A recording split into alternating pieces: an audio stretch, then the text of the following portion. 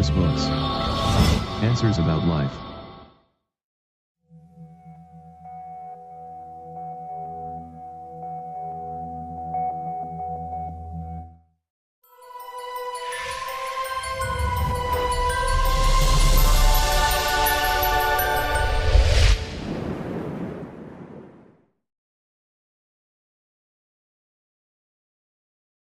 Universe Books presents, Feeling is the Secret. By Neville Goddard, 1951. Of making many books there is no end. Ecclesiastes 12, verse 12. He that would perfect himself in any art whatsoever, let him betake himself to the reading of some sure and certain work upon his art, many times over, for to read many books upon your art produceth confusion rather than learning. Old saying. Forward. This book is concerned with the art of realizing your desire. It gives you an account of the mechanism used in the production of the visible world. It is a small book but not slight. There is a treasure in it, a clearly defined road to the realization of your dreams. Were it possible to carry conviction to another by means of reasoned arguments and detailed instances, this book would be many times its size. It is seldom possible, however, to do so by means of written statements or arguments, since to the suspended judgment it always seems plausible to say that the author was dishonest or deluded, and, therefore, his evidence was tainted. Consequently, I have purposely omitted all arguments and testimonials, and simply challenge the open-minded reader to practice the law of consciousness as revealed in this book. Personal success will prove far more convincing than all the books that could be written on the subject. Neville. Chapter 1. Law and its operation. The world, and all within it, is man's conditioned consciousness objectified. Consciousness is the cause as well as the substance of the entire world. So it is to consciousness that we must turn if we would discover the secret of creation. Knowledge of the law of consciousness and the method of operating this law, will enable you to accomplish all you desire in life. Armed with a working knowledge of this law, you can build and maintain an ideal world. Consciousness is the one and only reality, not figuratively but actually. This reality may, for the sake of clarity, be likened unto a stream which is divided into two parts, the conscious and the subconscious. In order to intelligently operate the law of consciousness, it is necessary to understand the relationship between the conscious and the subconscious. The conscious is personal and selective, the subconscious is impersonal and non-selective. The conscious is the realm of effect, the subconscious is the realm of cause. These two aspects are the male and female divisions of consciousness. The conscious is male, the subconscious is female. The conscious generates ideas and impresses these ideas on the subconscious receives ideas and gives form and expression to them. By this law, first conceiving an idea and then impressing the idea conceived on the subconscious, all things evolve out of consciousness, and without this sequence, there is not anything made that is made. The conscious impresses the subconscious, while the subconscious expresses all that is impressed upon it. The subconscious does not originate ideas, but accepts as true those which the conscious mind feels to be true, and, in a way known only to itself, objectifies the accepted ideas. Therefore, through his power to imagine and feel, and his freedom to choose the idea he will entertain, man has control over creation. Control of the subconscious is accomplished through control of your ideas and feelings. The mechanism of creation is hidden in the very depth of the subconscious, the female aspect or womb of creation. The subconscious transcends reason and is independent of induction. It contemplates a feeling as a fact existing within itself, and on this assumption proceeds to give expression to it. The creative process begins with an idea and its cycle runs its course as a feeling, and ends in a volition to act. Ideas are impressed on the subconscious through the medium of feeling. No idea can be impressed on the subconscious until it is felt, but once felt, be it good, bad, or indifferent, it must be expressed. Feeling is the one and only medium through which ideas are conveyed to the subconscious. Therefore, the man who does not control his feeling, may easily impress the subconscious with undesirable states. By control of feeling is not meant restraint or suppression of your feeling, but rather the disciplining of self to imagine and entertain only such feeling as contributes to your happiness. Control of your feeling is all important to a full and happy life. Never entertain an undesirable feeling, nor think sympathetically about wrong in any shape or form. Do not dwell on the imperfection of yourself or others. To do so is to impress the subconscious with these limitations. What you do not want done unto you, do not feel that it is done unto you or another. This is the whole law of a full and happy life. Everything else is commentary. Every feeling makes a subconscious impression, and unless it is counteracted by a more powerful feeling of an opposite nature, must be expressed. The dominant of two feelings is the one expressed. I am healthy is a stronger feeling than I will be healthy. To feel I will be is to confess I am not. I am is stronger than I am not. What you feel you are, always dominates what you feel you would like to be. Therefore, to be realized, the wish must be felt as a state that is, rather than a state that is not. Sensation precedes manifestation and is the foundation upon which all manifestation rests. Be careful of your moods and feelings, for there is an unbroken connection between your feelings and your visible world. Your body is an emotional filter and bears the unmistakable marks of your prevalent emotions. Emotional disturbances, especially suppressed emotions, are the causes of all disease. To feel intensely about a wrong without voicing or expressing that feeling, is the beginning of disease, in both body and environment. Do not entertain the feeling of regret or failure, for frustration or detachment from your objective results in disease. Think feelingly only of the state you desire to realize. Feeling the reality of the state sought, and, living and acting on that conviction, is the way of all seeming miracles. All changes of expression are brought about through a change of feeling. A change of feeling is a change of destiny. All creation occurs in the domain of the subconscious. What you must acquire, then, is a reflective control of the operation of the subconscious, that is, control of your ideas and feelings. Chance or accident is not responsible for the things that happen to you, nor is predestined fate the author of your fortune or misfortune. Your subconscious impressions determine the conditions of your world. The subconscious is not selective, it is impersonal and no respecter of persons. Then Peter opened his mouth, and said, Of a truth I perceive that God is no respecter of persons. Acts 10, verse 34. For there is no respect of persons with God. Romans 2, verse 11. The subconscious is not concerned with the truth or falsity of your feeling. It always accepts as true that which you feel to be true. Feeling is the assent of the subconscious to the truth of that which is declared to be true. Because of this quality of the subconscious, there is nothing impossible to man. Whatever the mind of man can conceive and feel as true, the subconscious can and must objectify. Your feelings create the pattern from which your world is fashioned, and a change of feeling is a change of pattern. The subconscious never fails to express that which has been impressed upon it. The moment it receives an impression, it begins to work out the ways of its expression. It accepts the feeling impressed upon it, your feeling, as a fact existing within itself, and immediately sets about to produce in the outer or objective world the exact likeness of that feeling. The subconscious never alters the accepted beliefs of man. It outpictures them to the last detail whether or not they are beneficial.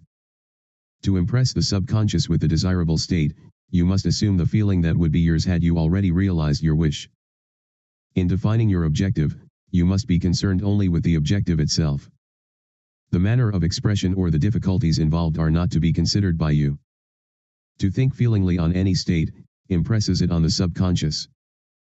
Therefore, if you dwell on difficulties, barriers, or delay, the subconscious, by its very non-selective nature, accepts the feeling of difficulties and obstacles as your request, and proceeds to produce them in your outer world. The subconscious is the womb of creation. It receives the idea unto itself through the feelings of man. It never changes the idea received, but always gives it form. Hence the subconscious outpictures the idea in the image and likeness of the feeling received. To feel a state as hopeless or impossible, is to impress the subconscious with the idea of failure. Although the subconscious faithfully serves man, it must not be inferred that the relation is that of a servant to a master as was anciently conceived. The ancient prophets called it the slave and servant of man. Paul personified it as a woman, and said, the woman should be subject to man in everything. Ephesians 5, verse 24. Let your women keep silence in the churches, for it is not permitted unto them to speak, but they are commanded to be under obedience, as also saith the law. 1 Corinthians 14, verse 34. Wives, submit yourselves unto your own husbands, as unto the Lord. Ephesians 5, verse 22. Wives, submit yourselves unto your own husbands, as it is fit in the Lord. Colossians 3, verse 18. Likewise, ye wives, be in subjection to your own husbands, that, if any obey not the word, they also may without the word be won by the conversation of the wives. 1 Peter 3, verse 1. The subconscious does serve man and faithfully gives form to his feelings.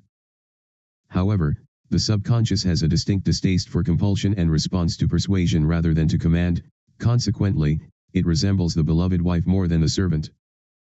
The husband is head of the wife, Ephesians 5, verse 23, may not be true of man and woman in their earthly relationship, but it is true of the conscious and the subconscious, or the male and female aspects of consciousness. The mystery to which Paul referred when he wrote, "This is a great mystery," chapter 5, verse 32, "He that loveth his wife loveth himself," chapter 5, verse 28, "and they two shall be one flesh," chapter 5, verse 31, is simply the mystery of consciousness. Consciousness is really one and undivided, but for creation's sake, it appears to be divided into two. The conscious, objective, or male aspect, truly is the head and dominates the subconscious, subjective, or female aspect. However, this leadership is not that of the tyrant, but of the lover. So, by assuming the feeling that would be yours were you already in possession of your objective, the subconscious is moved to build the exact likeness of your assumption. Your desires are not subconsciously accepted until you assume the feeling of their reality, for only through feeling is an idea subconsciously accepted, and only through the subconscious acceptance is it ever expressed. It is easier to ascribe your feeling to events in the world than to admit that the conditions of the world reflect your feeling. However, it is eternally true that the outside mirrors the inside. As within, so without. As above, so below, as below, so above. As within, so without, as without, so within. Correspondence, the second of the 7 principles of Hermes Trismegistus. A man can receive nothing unless it is given him from heaven, John 3, verse 27, and the kingdom of heaven is within you. Luke 17, verse 21. Nothing comes from without, all things come from within, from the subconscious. It is impossible for you to see other than the contents of your consciousness. Your world in its every detail is your consciousness objectified. Objective states bear witness of subconscious impressions. A change of impression results in a change of expression. The subconscious accepts as true that which you feel as true, and because creation is the result of subconscious impressions, you, by your feeling, determine creation. You are already that which you want to be, and your refusal to believe this is the only reason you do not see it. To seek on the outside for that which you do not feel you are, is to seek in vain, for we never find that which we want, we find only that which we are. In short, you express and have only that which you are conscious of being or possessing. To him that hath it is given, Matthew 13, verse 12. For unto every one that hath shall be given, and he shall have abundance, but from him that hath not, shall be taken away even that which he hath. Matthew 25, verse 29. For he that hath, to him shall be given, and he that hath not, from him shall be taken even that which he hath. Mark 4, verse 25. Take heed therefore how ye hear, for whosoever hath, to him shall be given, and whosoever hath not, from him shall be taken even that which he seemeth to have. Luke 8, verse 18. For I say unto you, that unto every one which hath shall be given, and from him that hath not, even that he hath shall be taken away from him. Luke 19, verse 26. Denying the evidence of the senses, and appropriating the feeling of the wish fulfilled, is the way to the realization of your desire. Mastery of self-control of your thoughts and feelings is your highest achievement.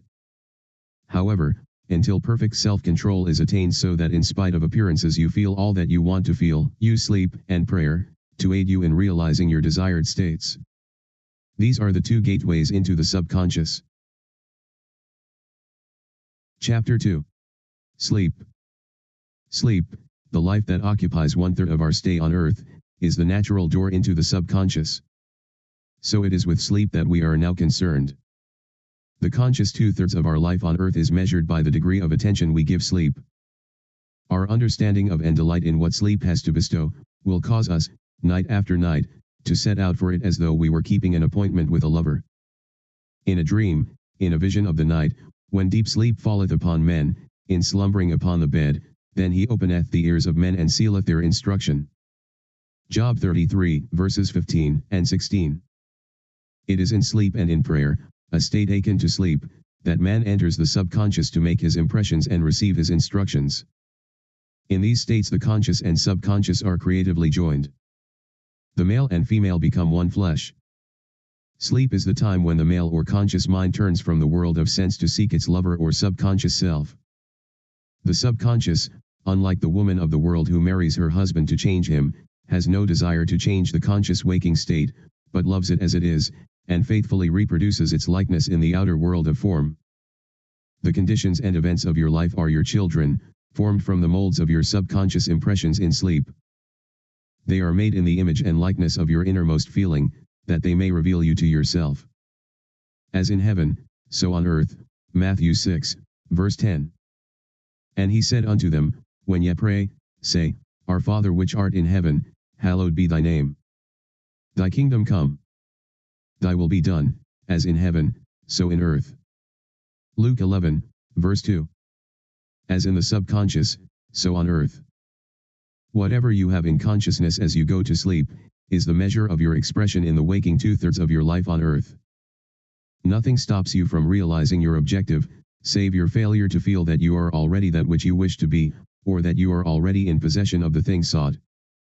Your subconscious gives form to your desires only when you feel your wish fulfilled. The unconsciousness of sleep is the normal state of the subconscious. Because all things come from within yourself, and your conception of yourself determines that which comes, you should always feel the wish fulfilled before you drop off to sleep. You never draw out of the deep of yourself that which you want, you always draw that which you are, and you are that which you feel yourself to be as well as that which you feel as true of others. To be realized, then, the wish must be resolved into the feeling of being or having or witnessing the state sought. This is accomplished by assuming the feeling of the wish fulfilled. The feeling which comes in response to the question, how would I feel were my wish realized? Is the feeling which should monopolize and immobilize your attention as you relax into sleep. You must be in the consciousness of being, or having that which you want to be or to have before you drop off to sleep. Once asleep, man has no freedom of choice. His entire slumber is dominated by his last waking concept of self. It follows, therefore, that he should always assume the feeling of accomplishment and satisfaction before he retires in sleep. Come before me with singing and thanksgiving, Psalm 95, verse 2, enter into his gates with thanksgiving and into his courts with praise, Psalm 100, verse 4. Your mood prior to sleep defines your state of consciousness as you enter into the presence of your everlasting lover, the subconscious. She sees you exactly as you feel yourself to be. If, as you prepare for sleep, you assume and maintain the consciousness of success, by feeling, I am successful, you must be successful. Lie flat on your back with your head on a level with your body. Feel as you would were you in possession of your wish, and quietly relax into unconsciousness. He that keepeth Israel shall neither slumber nor sleep, Psalm 121, verse 4. Nevertheless he giveth his beloved sleep. Psalm 127, verse 2. The subconscious never sleeps.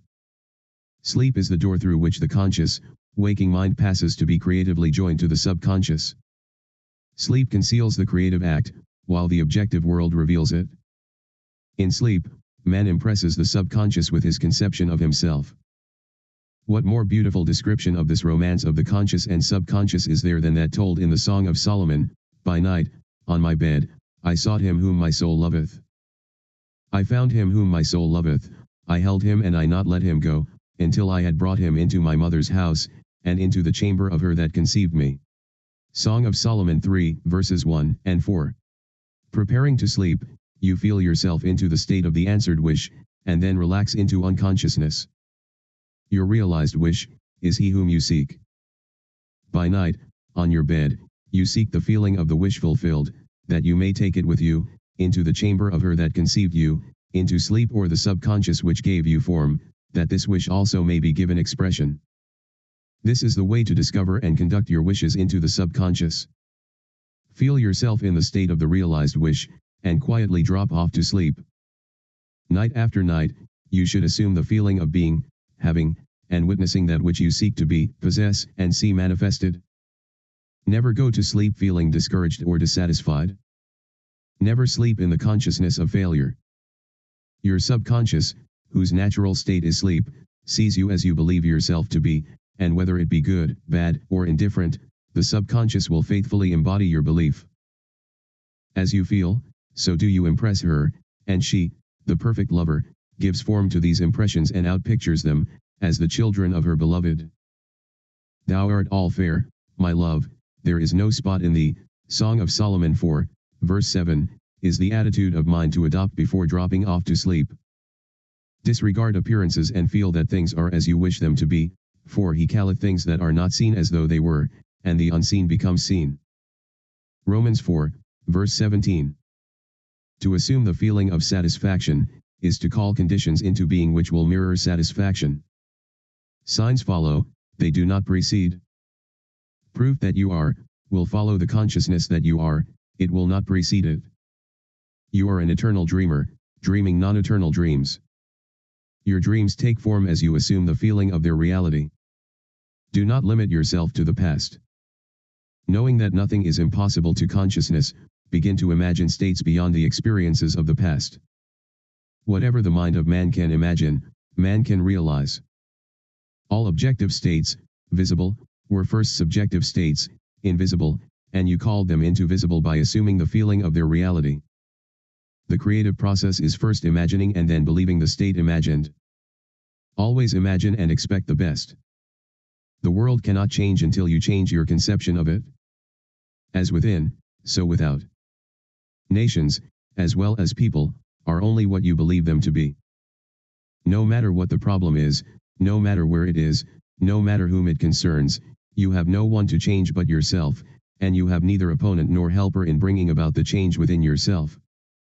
You have nothing to do but convince yourself of the truth of that which you desire to see manifested. As soon as you succeed in convincing yourself of the reality of the state sought, results follow to confirm your fixed belief. You never suggest to another the state which you desire to see him express, instead, you convince yourself that he is already that which you desire him to be. Realization of your wish is accomplished by assuming the feeling of the wish fulfilled. You cannot fail unless you fail to convince yourself of the reality of your wish. A change of belief is confirmed by a change of expression. Every night, as you drop off to sleep, feel satisfied and spotless, for your subjective lover always forms the objective world in the image and likeness of your conception of it, the conception defined by your feeling. The waking 2/3 of your life on earth ever corroborates or bears witness to your subconscious impressions. The actions and events of the day are effects, they are not causes. Free will is only freedom of choice. Choose ye this day whom ye shall serve, Joshua 24, verse 15, is your freedom to choose the kind of mood you assume, but the expression of the mood is the secret of the subconscious. The subconscious receives impressions only through the feelings of man, and, in a way known only to itself, gives these impressions form and expression. The actions of man are determined by his subconscious impressions.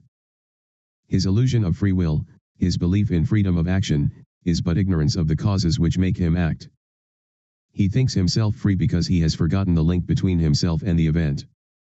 Man awake is under compulsion to express his subconscious impressions. If in the past, he unwisely impressed himself, then let him begin to change his thought and feeling, for only as he does, so will he change his world. Do not waste one moment in regret, for to think feelingly of the mistakes of the past is to reinfect yourself. Let the dead bury the dead. Matthew 8, verse 22. Jesus said unto him, Let the dead bury their dead, but go thou and preach the kingdom of God. Luke 9, verse 60. Turn from appearances, and assume the feeling that would be yours were you already the one you wish to be.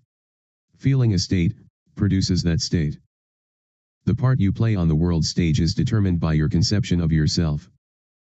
By feeling your wish fulfilled and quietly relaxing into sleep, you cast yourself in a star role to be played on earth tomorrow, and, while asleep, you are rehearsed and instructed in your part.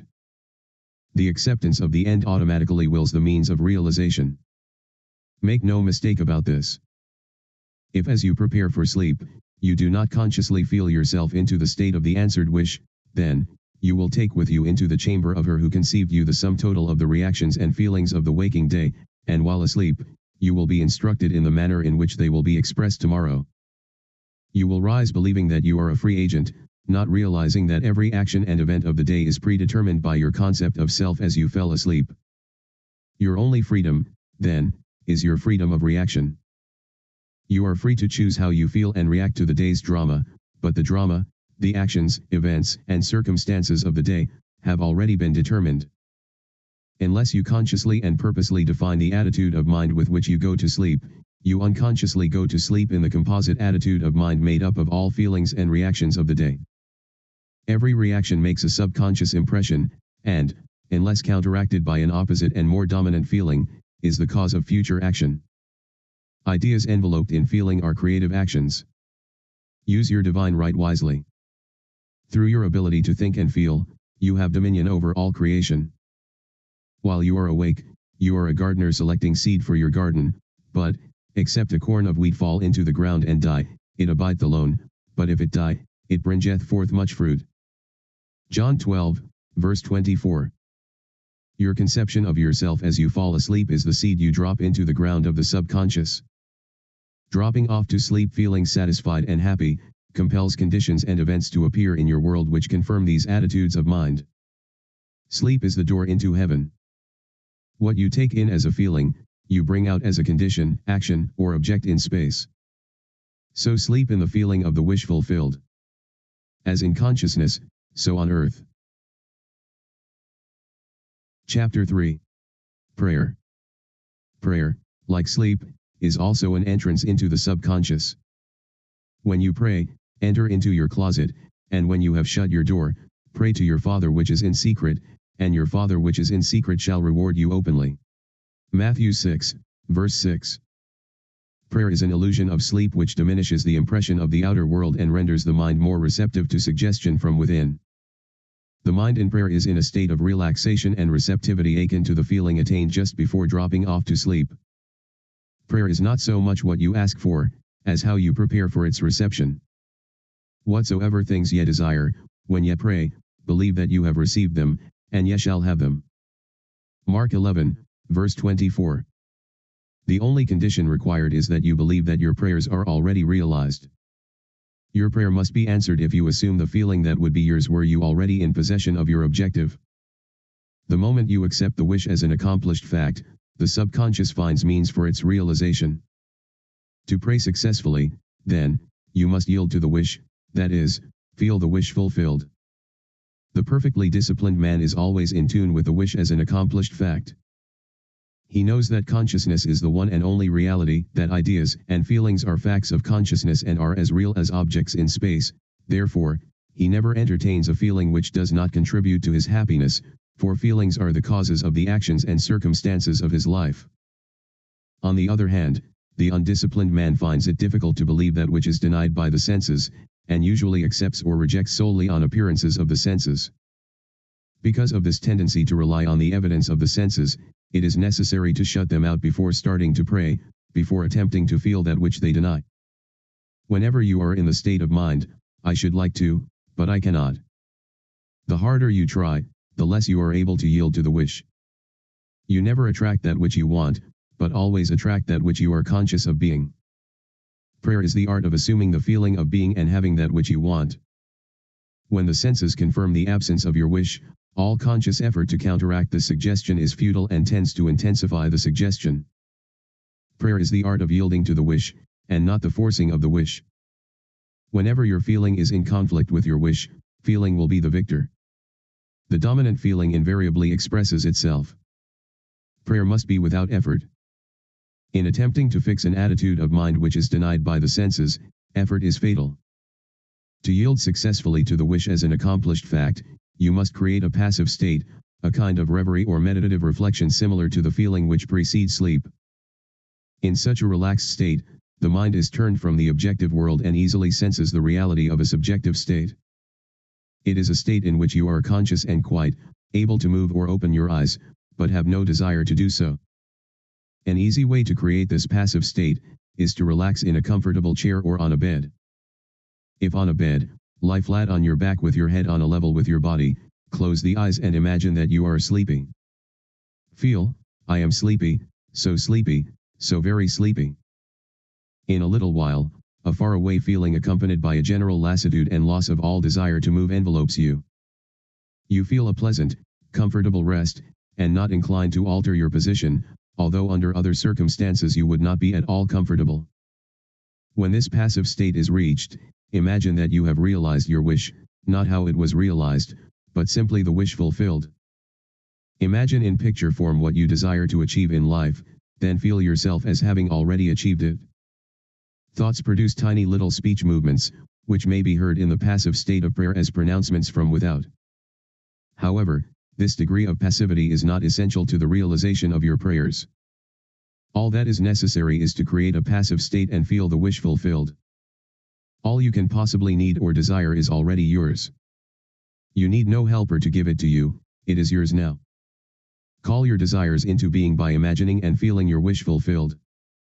As the end is accepted, you become totally indifferent as to possible failure, for acceptance of the end wills the means to that end. When you emerge from the moment of prayer, it is as though you were shown the happy and successful end of a play, although you were not shown how that end was achieved. However, having witnessed the end, regardless of any anticlimactic sequence, you remain calm and secure in the knowledge that the end has been perfectly defined.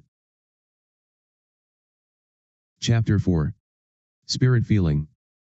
Not by might, nor by power, but by my Spirit, saith the Lord of hosts. Zechariah 4, verse 6. Get into the spirit of the state desired by assuming the feeling that would be yours were you already the one you want to be. As you capture the feeling of the state sought, you are relieved of all effort to make it so, for it is already so. There is a definite feeling associated with every idea in the mind of man. Capture the feeling associated with your realized wish, by assuming the feeling that would be yours were you already in possession of the thing you desire, and your wish will objectify itself. Faith is feeling, according to your faith, feeling, be it unto you. Matthew 9, verse 29. You never attract that which you want, but always that which you are. As a man is, so does he see. To him that hath it shall be given, and to him that hath not it shall be taken away. Matthew 13, verse 12.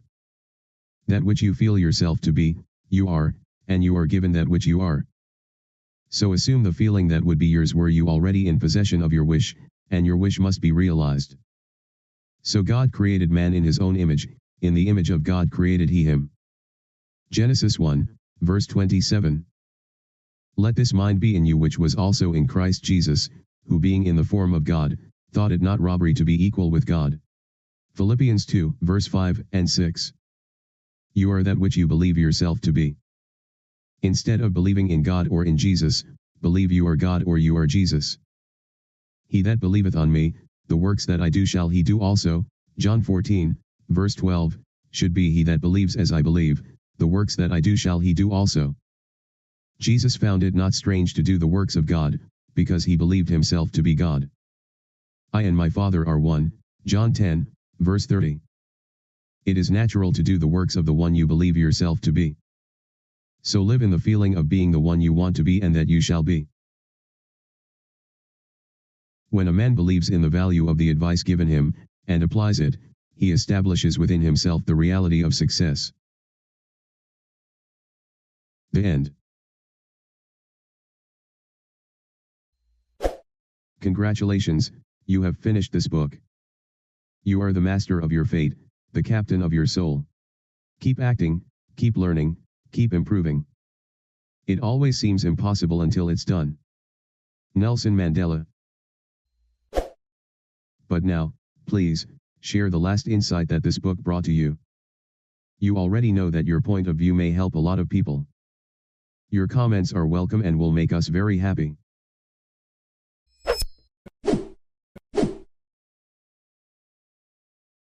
It is the last chance in this video to download your ebook PDF and to subscribe as well. Thank you, we will meet again.